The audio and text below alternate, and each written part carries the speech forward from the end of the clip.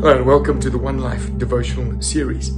If you are joining us for the first time today, you can read 2 chapters a day, and in 20 months you would have covered the entire Bible. So today's texts are from Genesis 27 and Acts chapter 13. Both, interestingly enough, include a deceiver, someone who's trying to corrupt the truth. And they both culminate with someone having to run away. In the first instance, you have Genesis 27, that charming story of Jacob and Esau, the brothers, where there was jealousy. And the one acts as a deceiver, and he tricks his dad into thinking that he's blessing the older son. And he steals the blessing.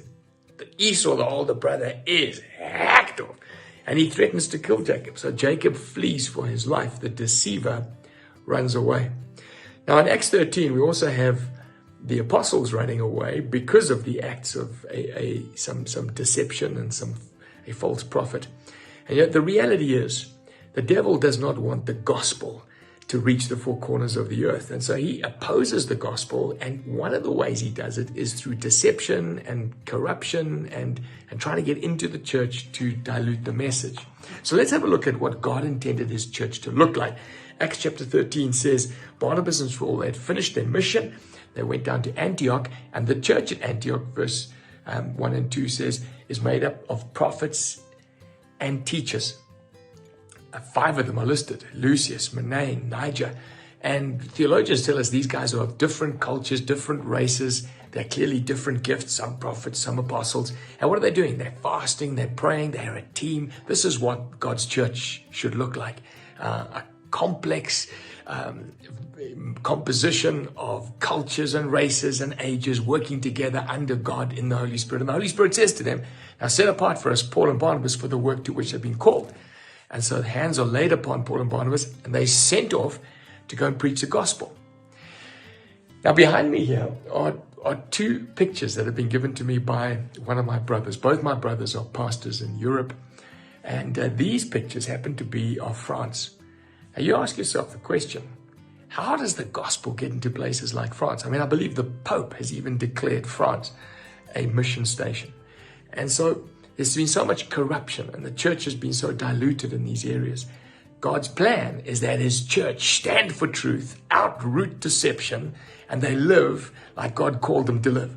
So this is what Paul and Barnabas are doing. They go into a place called Paphos, and there is a Jewish sorcerer, a false prophet. His name is Bar-Jesus, and he's an attendant of a very important man, the proconsul, Sergius Paulus.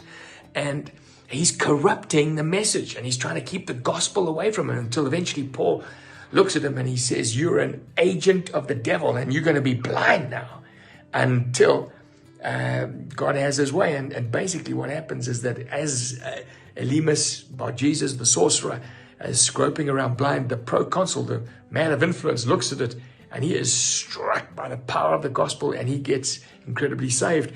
And so, they move on from there to the Pisidian Antioch, and they go into a synagogue and they begin to teach. And the Jews there say, well, look, tell us about the gospel.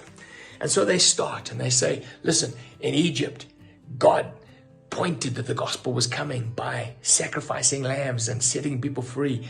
And then there were judges, and then there was a king. And then there was the King David, and King David is of the lineage of Jesus, and Jesus came. But listen, before Jesus came, John came saying the Messiah is coming. But then you Jews didn't recognize him, and you killed him, actually fulfilling what the Bible has already said, what the prophets already said, that you were going to betray him and kill him. And then it says that Jesus died and God raised him from the dead, and he's made this way open for us to be saved.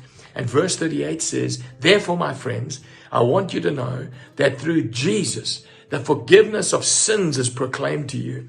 Through him, everyone who believes is set free from sin, a justification you were not able to attain under Moses. You see, they're talking to a Jewish audience.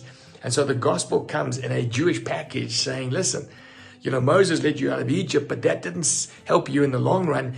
Jesus is leading you out of your sin. Jesus is leading you out of your captivity. He's the one that you've got to put your trust in, and you're justified by faith in him. Anyway, they preach for a considerable amount of time. Eventually, there's a stirring up against them, And there's a persecution against Paul and Barnabas. Verse 50 says, and they were expelled from the region. And so like Jacob had to flee after the false deception that he committed, Paul and Barnabas wind up fleeing out of Pisidian Antioch. But a church is birthed. The gospel has been preached. God's intent is that truth expose injustice, expose deception, because it's by that truth that we are set free.